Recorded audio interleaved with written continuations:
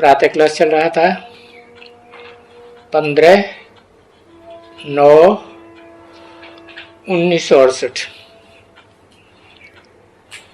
रविवार को 5वीं पेज के मध्य में बात चल रही थी कि जो ऊंची से ऊंचा भगवंत ठहरा उसको कहेंगे बड़ा बाबा। जिसको भक्ति मार्ग में याद करते रहे तो उससे माइट बनते हो ना। शरीर धारण करके मिटमाइट बनते हैं। ऐसे है ना बच्चे, आत्मा ही शरीर धारण करती है, उनको मिटमाइट कहते हैं। सभी आत्माएं शरीर धारण कर भिन्न भिन्न प्रकार के मिटमाइट बन जाते हैं। तो तुम आगे भी आपस में मिटमाइट थे, परंतु पहले तो पवित्र थे। भले मिटमाइट थे सो भी पवित्र थे, और अभी तुम अपवित्र बन गए हो, पतित बन गए हो। तो अभी तुम हमेशा के लिए ये रखड़ी बांधनी है, और इसे कोई बांध करके फेंक नहीं देना है। नहीं, हमेशा के लिए पवित्र बनना है। देखो समझाते कौन है? ऊंचे से ऊंचे भगवान समझाते हैं ना। वो है बड़े से बड़ा माइट है। इनसे बड़ा तो माइट और कोई होता ही नहीं है। अच्छे अच्छे बच्चों को, अरे तुम अच्छे अच्छे बच्चों को, तुम लोग को शर्म नहीं आता है? आगे तुम पवित्र ही तो थे, अभी तुम अपवित्र बन गए हो, मुक्त पलित बन गए, तो तुमको शर्म नहीं आता है? जो पतित बन गए हो, छी छी बन गए, और इतने छी छी बन गए हो, इतने जो पुकारते ही रहते हो कि बाबा बाबा आओ, हम ऐसे छी छी बन गए। और ये बाप भी कहते हैं कि काम चिता पर चढ़ करके काले हो गए। तो कहेंगे ना कि हाँ बाबा, हम काम चिता पर चढ़ करके काले हो गए, परंतु अभी तो बाप ने शिक्षा दी है ना, तो अभी तो समझते हो ना बरोबर। बाबा जो आकर के कहते हैं तुम काम शिक्षा पर चढ़ करके काले हो गए, अभी ज्ञान शिक्षा पर बैठते हो, तो अब प्रतिज्ञा करो पवित्रता की।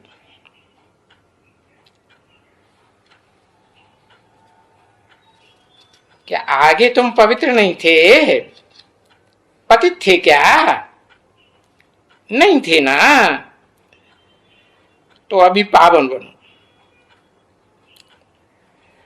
तो अभी यहां वाले जो हैं, वो यहां वाले तो ठीक हैं जो बैठे हैं, परंतु जो बाहर में रहते हैं सारी दुनिया में इधर उधर, अभी उनको कैसे समझावे सबको? तो देखो, इसलिए ये फर्नीचर है, ये प्रदर्शनियां, ये सेंटर है, और ये कहते इनको ये ऐसी ऐसी युक्तियां, इन युक्तियों से समझाना चाहिए ना कि बाबा ऐसे कहते हैं। अभी बाबा तो नहीं जा करके सबको कहेंगे, वहां बैठ करके।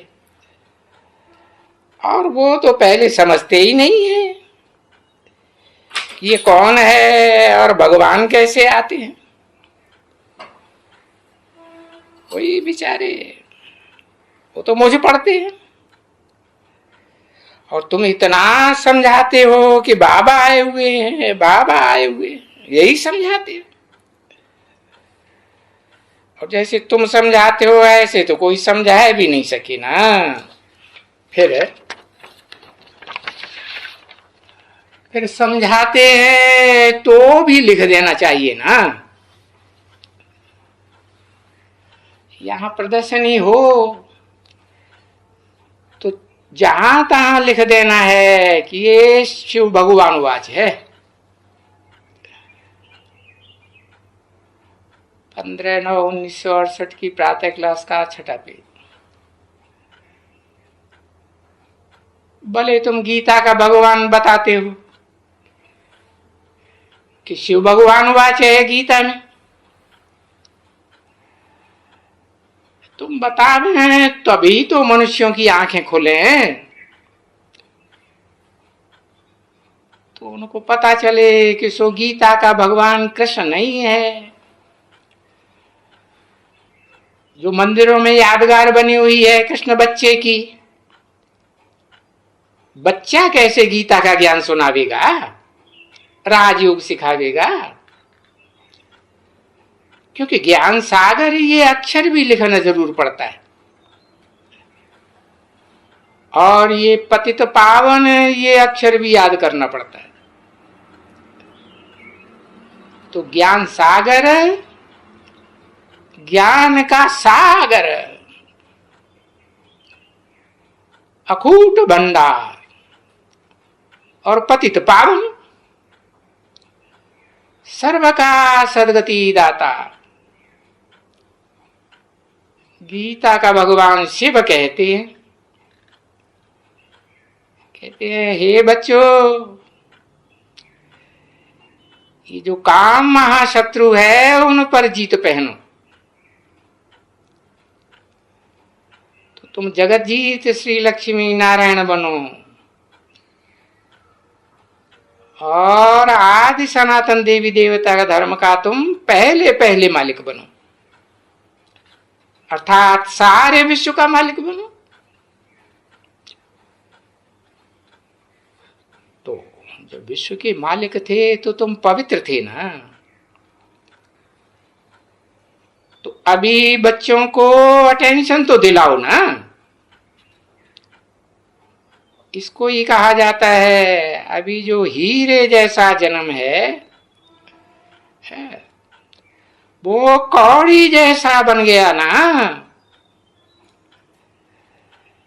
और फिर गाता गाया भी जाता है, हीरे जैसा जन्म अमोलक कौड़ी बदले जाए रे। तो कौड़ी के बदले हीरा क्यों खोते हो। तो अभी कहते हैं ना, अरे ये बाप कहते हैं ना, राय देते हैं ना, अरे बच्चे अभी हम तुमको हीरे जैसा जन्म बताऊं, उसके लिए सिर्फ तुम पवित्र बनो।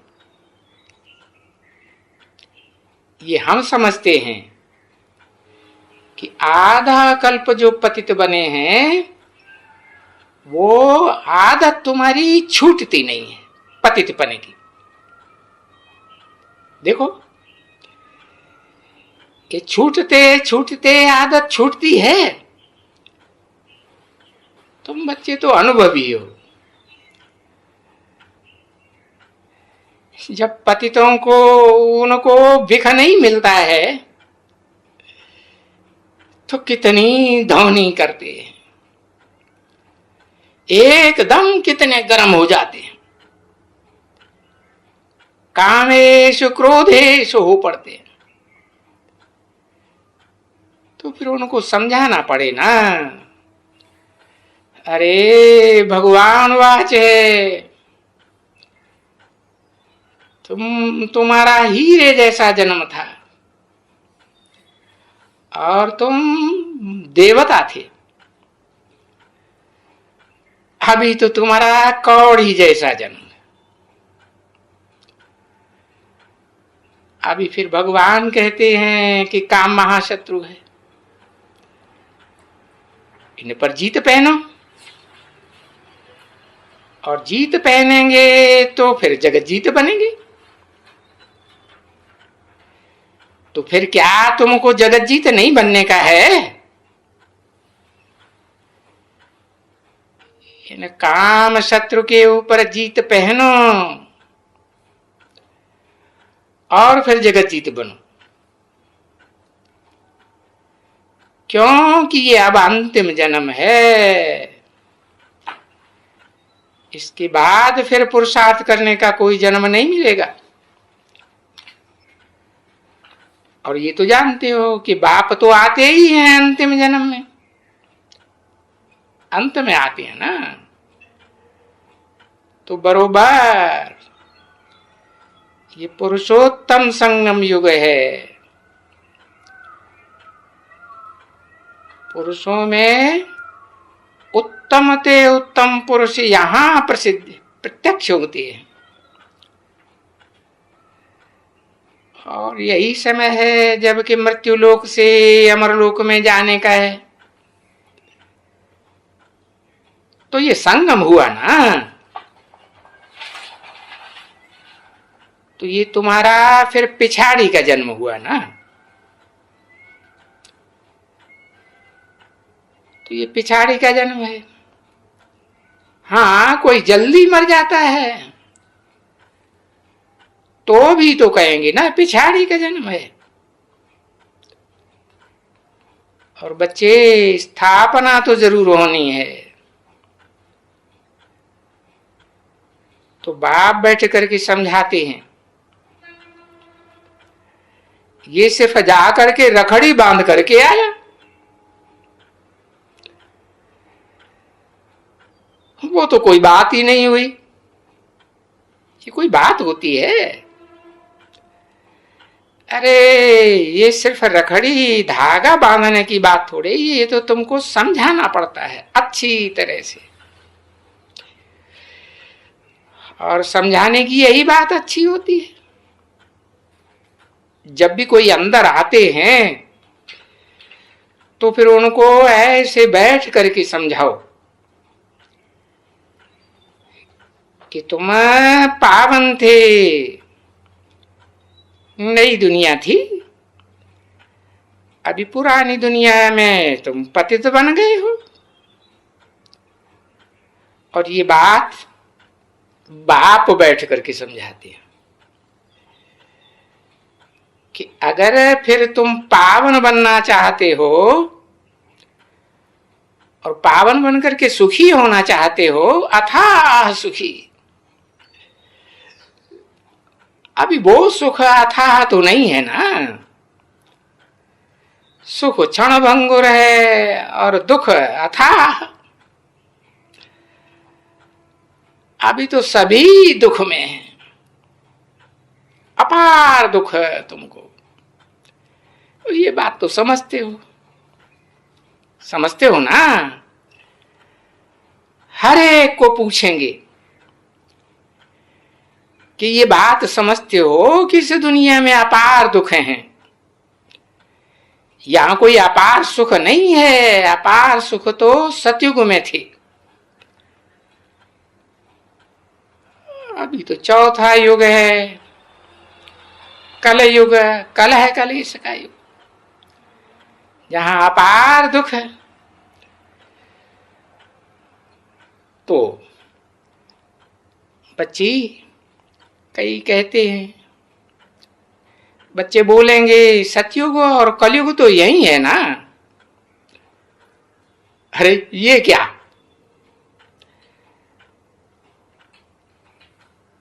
सतयुग वरी कोई दूसरा थोड़ा ही होता है, ऐसे कहेंगे। कौन कहेंगे? जिनको बहुत धन है वो कहेंगे हम तो अभी सतयुग में हैं। और जिनको धन नहीं है, धक्के खाते हैं, है कलयुग में है। वो फट से ऐसे कह देते हम तो बहुत दुखी हैं। और देखो जो धनी मानी है वो भी तो धक्के खाते हैं ना। तो अभी उनको अच्छी तरह से समझाएं ना चित्रों पर है। इसलिए ये देखो चित्र हैं, ये देखो रावण राज्य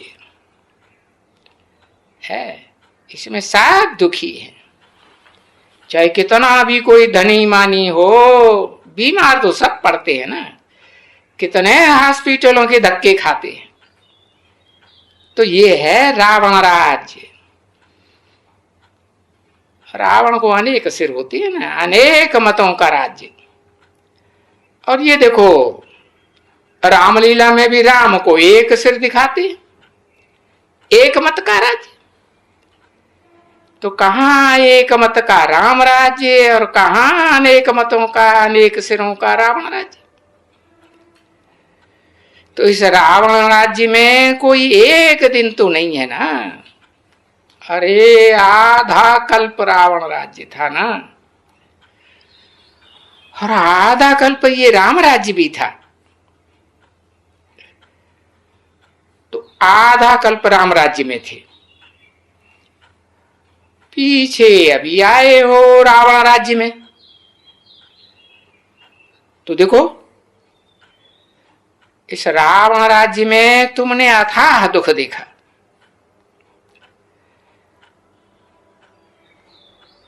तो फिर अब क्या करो? रावण राज्य में काम चिता पर चढ़े तो अथाह दुख। तो अभी तुम काम पर जीत पहनो ना। बाप तो तरीका बताते हैं ना, बस एक ही बात है। क्योंकि इस काम के पिछाड़ी है करेक्टर सुधरने का। ये भी जो सन्यासी हैं, तो ये इन सन्यासियों में क्या क्रोध नहीं है?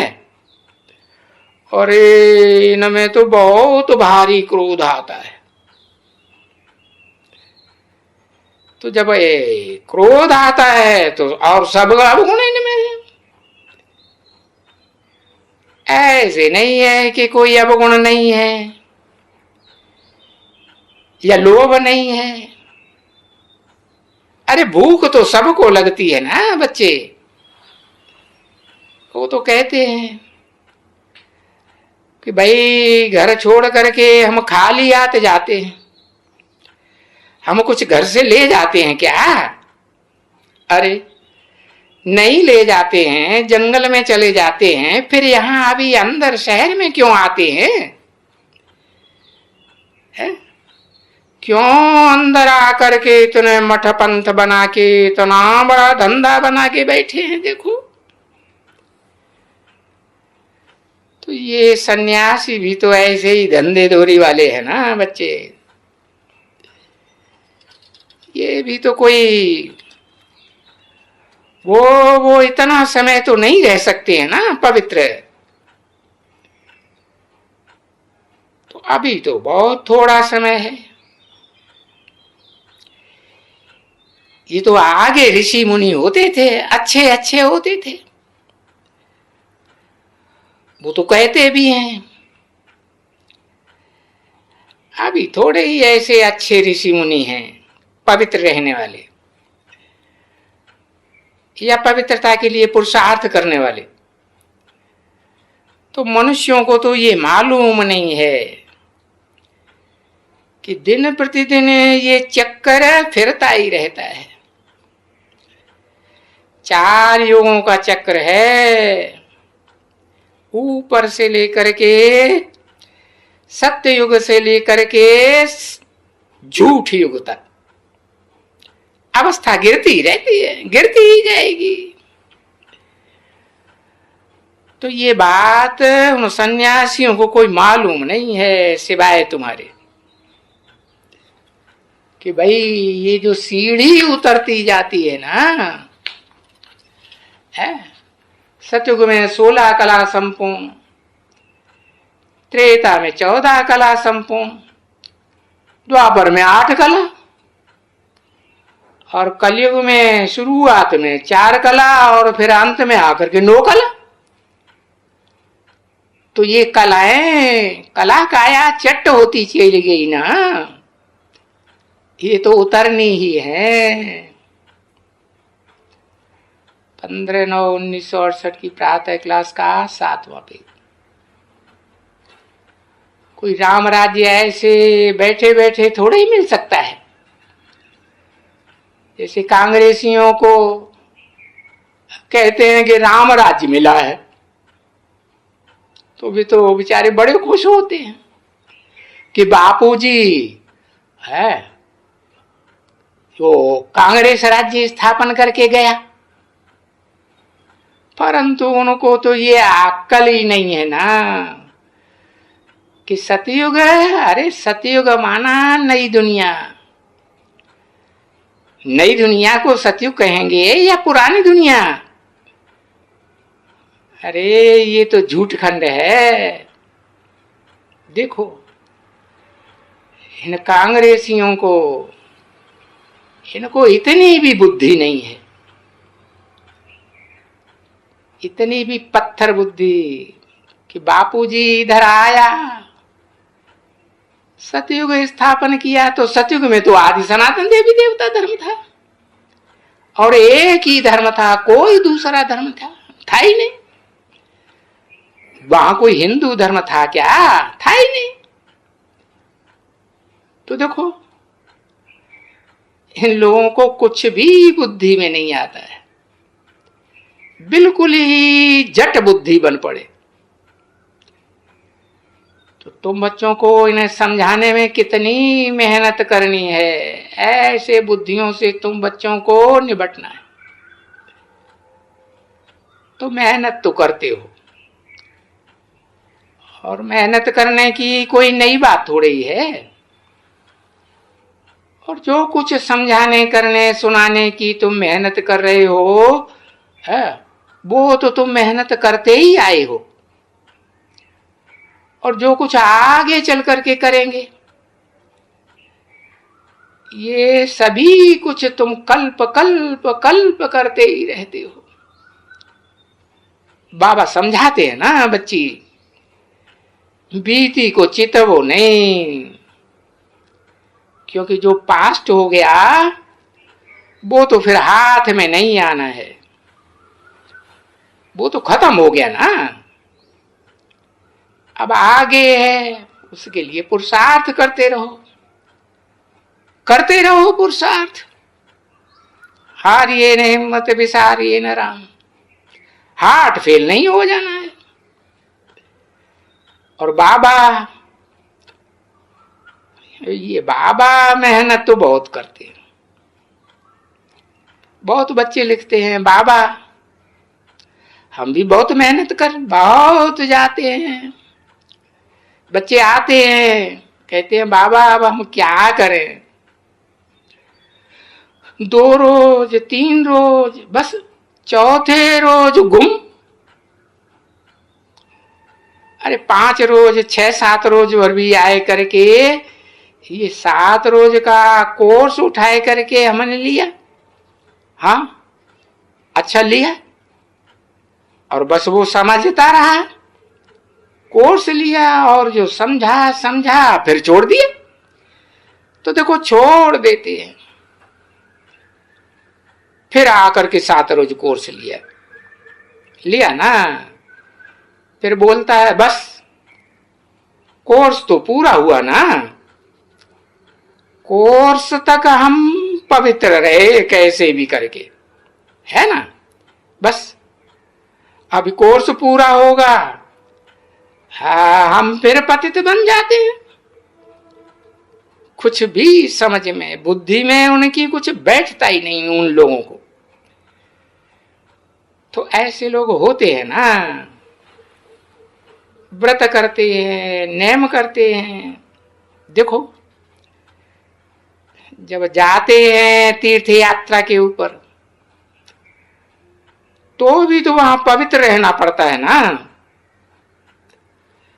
परंतु आजकल के समय तो कोई जाते हैं यात्रा पर, वहां कोई सब पवित्र थोड़े ही रहते हैं।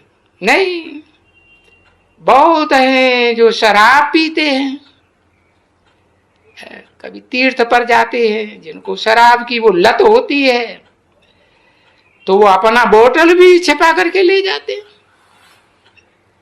ताकि कोई देखे नहीं। अरे बड़े बड़े अच्छे आदमी, बाबा ने खुद देखा है, बाबा के पास निर्माण होके आके रहते हैं और कोई शराब छिपा करके ले आकर के रहते, पीते ही रहते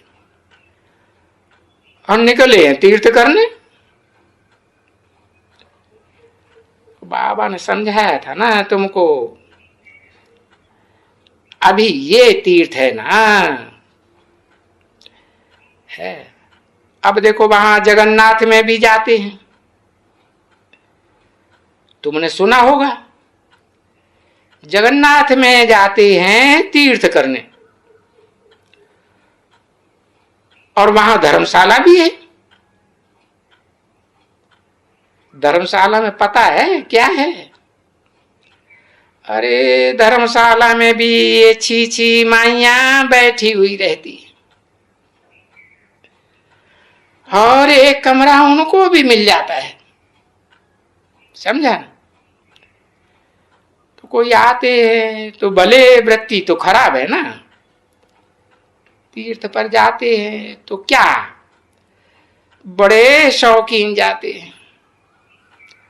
अरे वो कोई सबकी एक बुद्धि अच्छी तरह थोड़े ही फिरती रहती है, नहीं, वहां भी जाकर के उनकी बुद्धि खराब हो जाती है, जरूर खराब होती है। ओम शांति।